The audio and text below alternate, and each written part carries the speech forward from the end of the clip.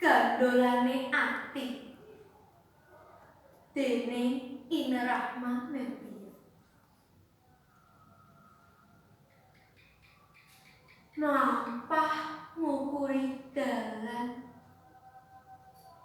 saka esuk mruput nganti rina wengi, tansah duweni rasa pegel. Kabeh kok pikirke nganti kelalen awake dhewe. Ilinga bapa, ragamu wis ora kaya biyen maneh. Ragamu wis wancine ngaso.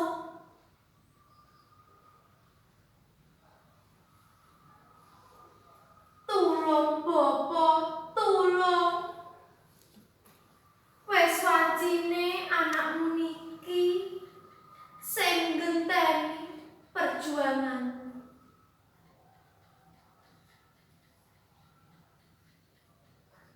Kula nyuwun pangapura bapa.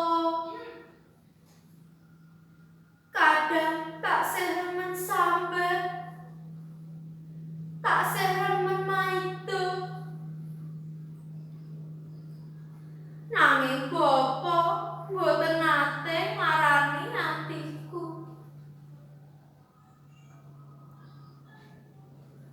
Bapa,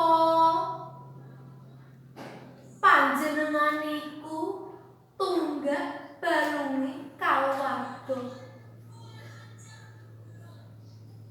Keringetmu netes elo tekan ngendi-endi.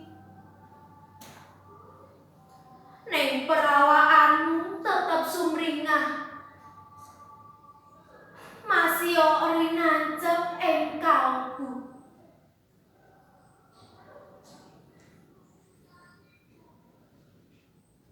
Pangarepku bapa sabar. Sabar nentosi. Kula ora bakal mlenjani.